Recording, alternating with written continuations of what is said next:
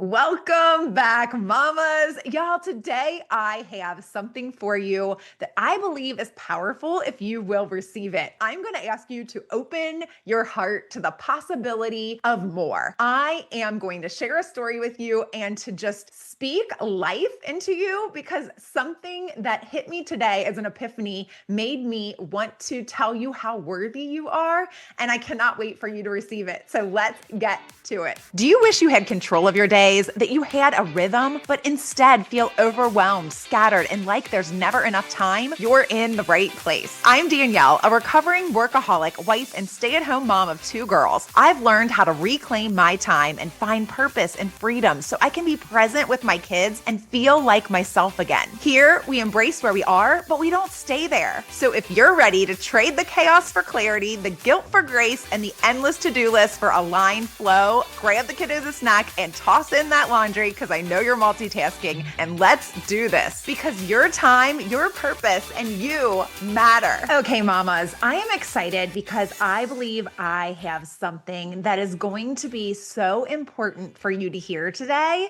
that I am so excited for you to receive it. I am excited for this. I hope you are. I want to start immediately with a quote from Dr. Seuss from The Lorax, the book The Lorax, and it says, "Unless someone like you cares a whole lot, nothing is going to get better. It's not."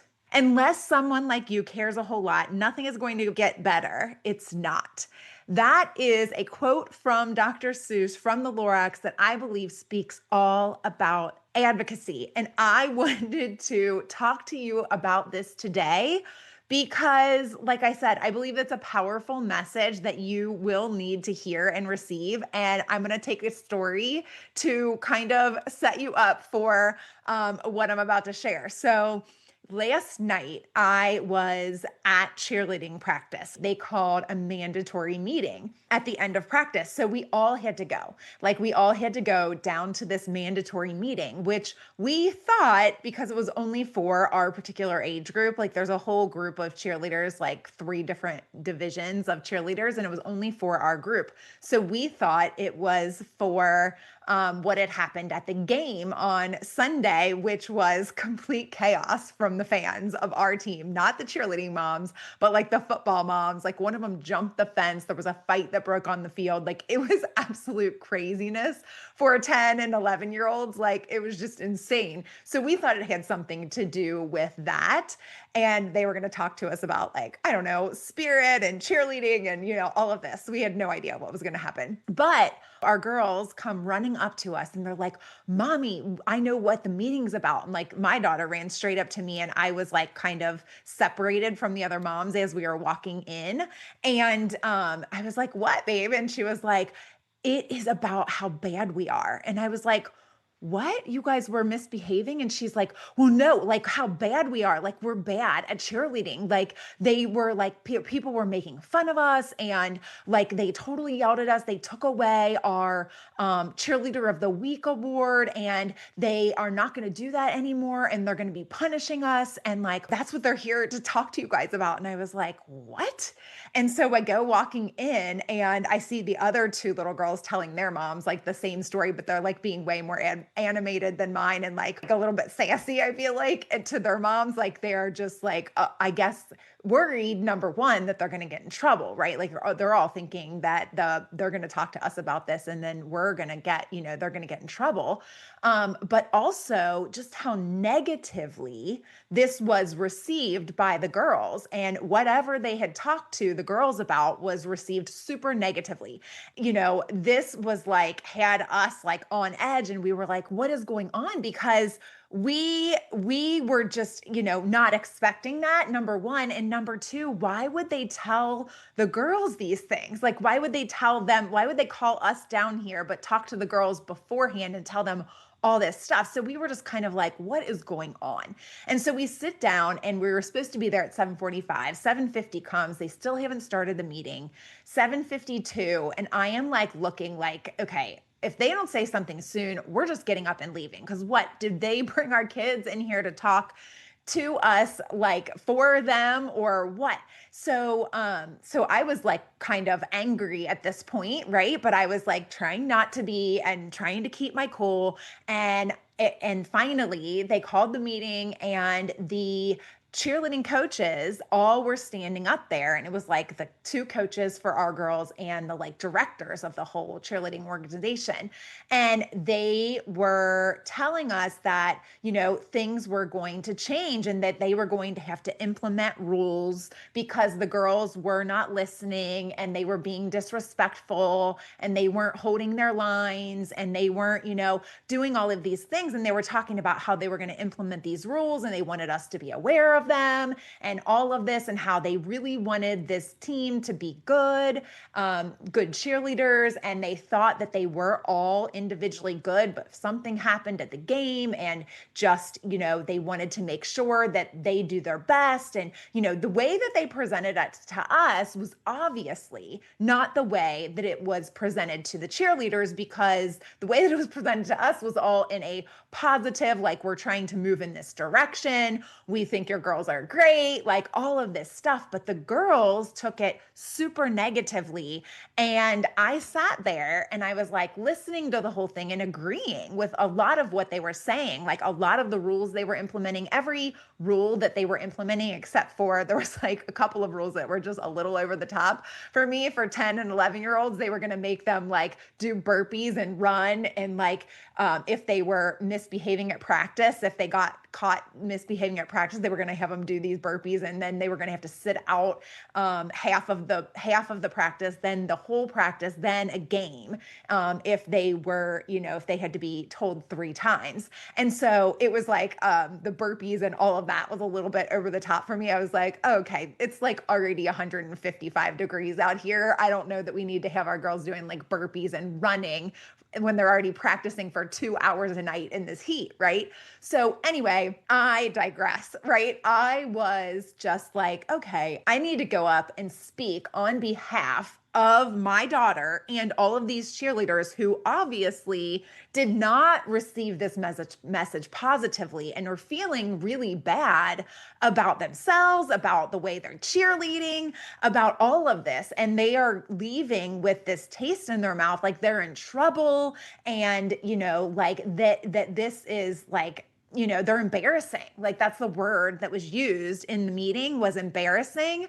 But the girls had said that to us, like we are embarrassing, like we were embarrassing and they were making fun of us. And so they had obviously told the girls that people were making fun of them. Now they didn't tell us that as parents, but they definitely told it to the girls. So I went up afterwards and I was talking to them. Now I knew this was not going to be well received, because anytime that you go and you talk on behalf of a group and it seems like there's resistance, right? It seems like there is like this wall that comes up, right? And I'm going to pull this all together and relate it to exactly motherhood and what you're experiencing, wanting more for yourself. But let me just get there. So I went up, and initially this was met with like pushback. And I told Michaela, I said, you stay here with my purse and my water and just sit here at this table. I'm going to go up and talk to these coaches, but I don't want you to come with me. Not because I'm going to say anything bad. I didn't tell her that,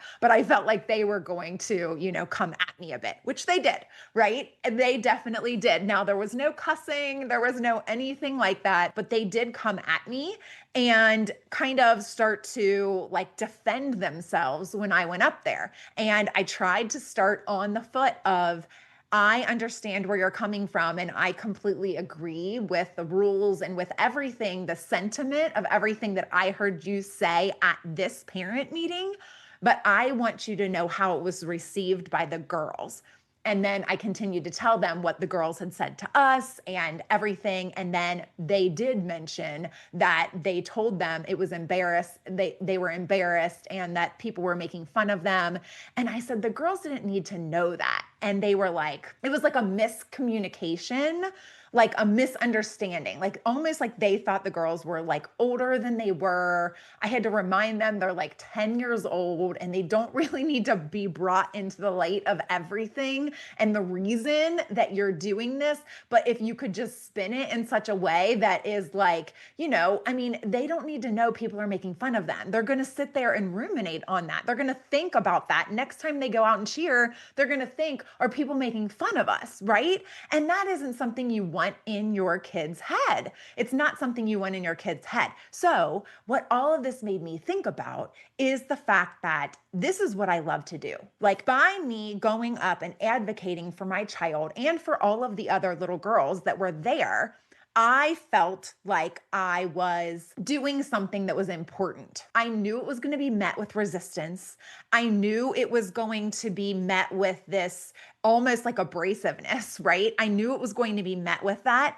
And I was okay with that, right? I was okay with that. That's what an advocate does.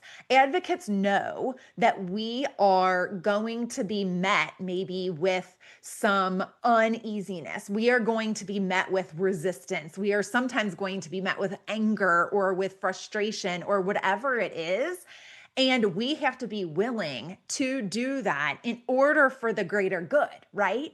And so that's what I did with these cheerleaders, but I want to do that for you because I believe that you have been listening to this podcast because you want more for yourself. You want more for yourself. And a lot of times when we want more for ourselves, this is met by this resistance.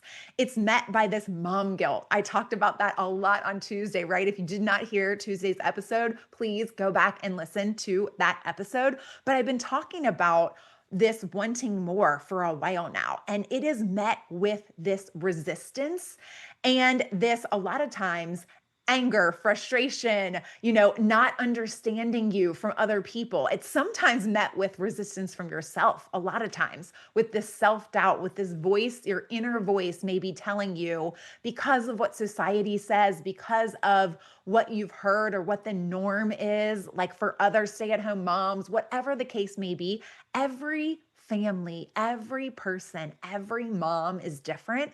And I want to take a minute to advocate for you because you deserve that, right? You deserve that. You deserve to know that this inner voice that you're feeling, this gut feeling, this calling that you maybe have, this feeling that you can't shake, that you want more for yourself, this feeling that you can't shake, that even though you want to be the best mom and even though you love your kids more than anything, you are feeling uneasy. You are feeling unsettled. You are feeling this lack, this wanting more, this yearning for something more for yourself, this loss of identity, maybe just this feeling that you don't know what to do with. And I am here to advocate for you that you do not have to stay in that feeling, that you can for the greater good, right? Because what is this? Like, what I wanted for these cheerleaders was for them to know that their coaches did not feel embarrassed by them, that their coaches knew that they were good cheerleaders, that they just needed some guidance and maybe some support and some rules and things that put boundaries, right? Like things that were needed in order for them to be able to thrive and be the best cheerleaders that they wanted to be, right? Like, because that's what they're here for, right? They're here to have fun, but they're also here to become better cheerleaders and to these girls want to go to competition and they want to win things and they don't want to be the laughing stock. But even if people are laughing at them, they want to know that they are doing their best, right? And that they are putting their best foot forward. We cannot control what other people will do or say or whether they laugh or whatever. But when we know what we need for ourselves, when we know what we want for ourselves, when we are all on the same page, when we are all on the same team, right? A lot of times it's about communication. Like that was me being the advocate, like communicating to these coaches on behalf of the girls that like we need maybe to recognize that we're all on the same page here. And I am just trying to let you know that you might want to have another talk with these girls because this is how they're feeling. And right now, I don't love the way that they're feeling. And I don't think it was your intention to make them feel that way. right? If I had thought that it was their intention to make them feel that way, then I wouldn't have done what I did, right? But I did believe that that was their intention. And so I was the advocate, the intermediary. And that's what I want to do for you. I want to be your advocate. I want to be the voice inside of you, for that feeling, for that gut, for that God calling that he placed in your life.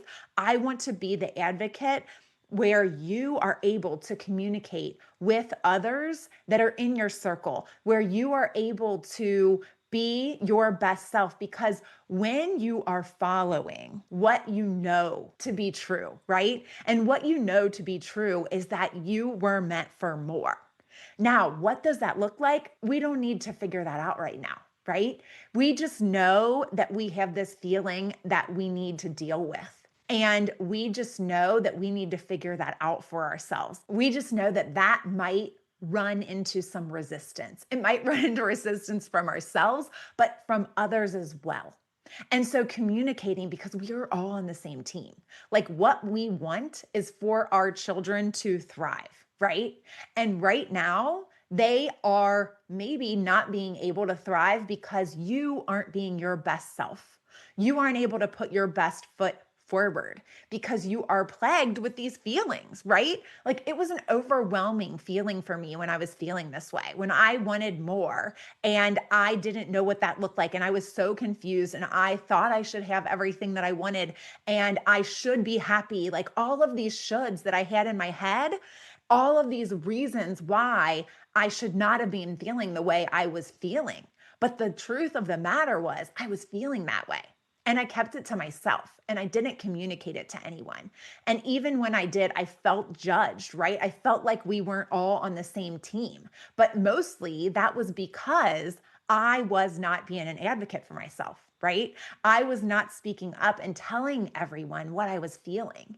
It just looked like I was adding all of these things to my plate just to do it, right? Like, just because I wanted more, like I just want to keep doing and going and whatever. But no, what I wanted was to feel whole again. What I wanted was that feeling of fulfillment back. And I knew I was fulfilled as a mother. That wasn't the part that was lacking, right?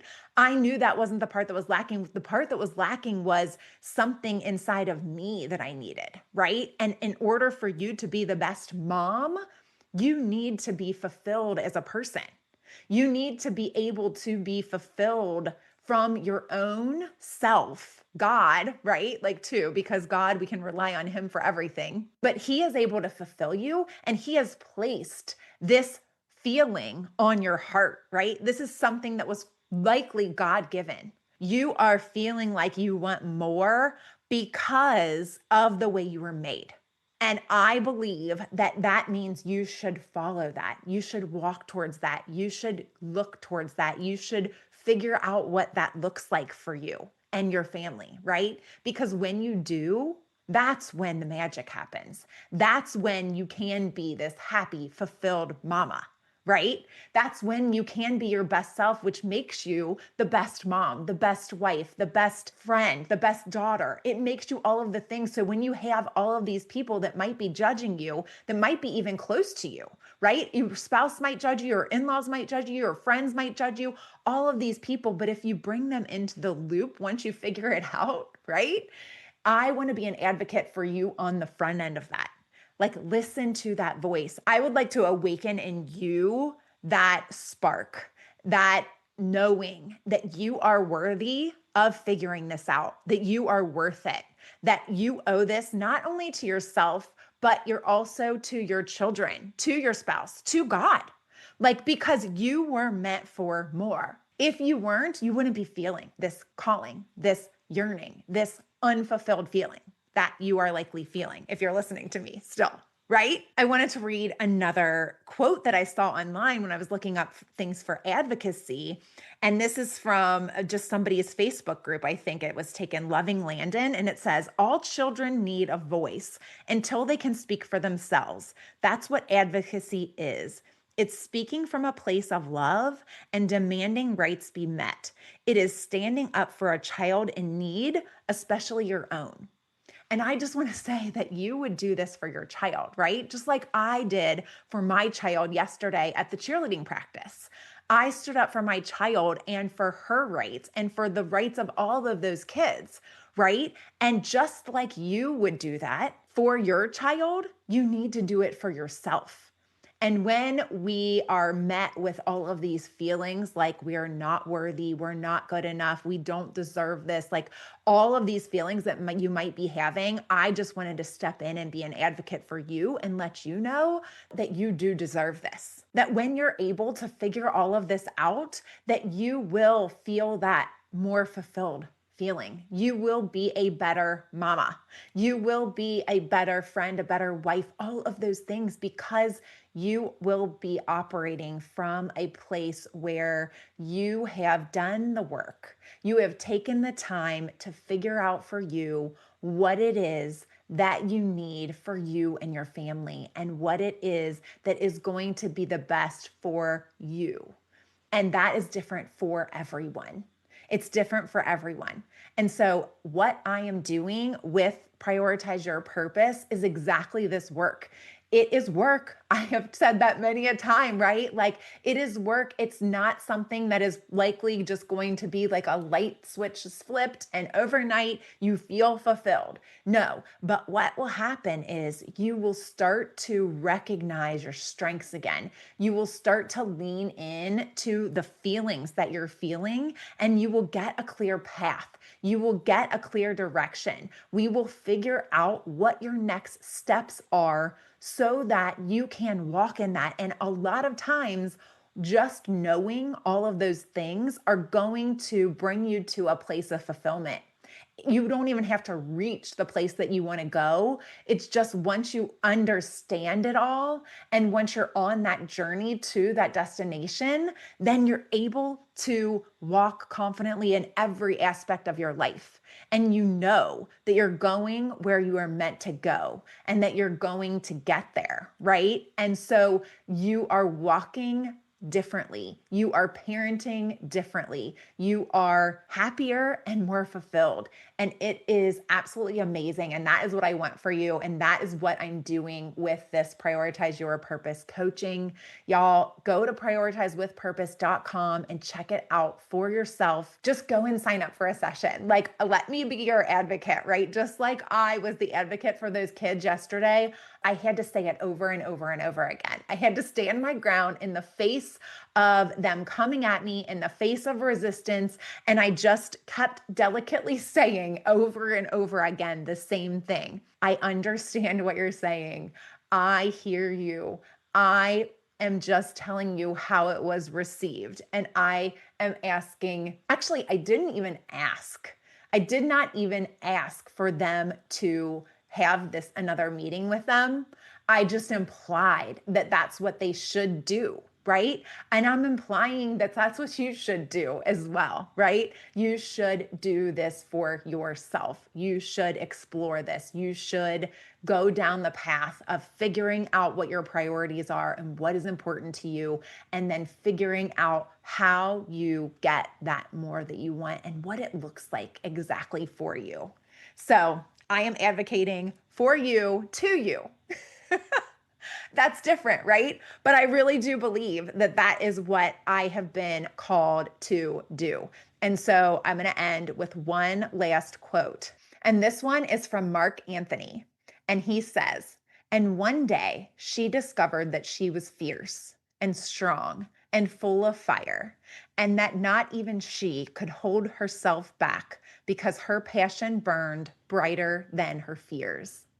Her passion burned brighter than her fears, and she was fierce and strong. She discovered that, right? Like, this is amazing. And this is what I want for you because you are that. You are strong. You are fierce. I want your passion to burn brighter than your fears.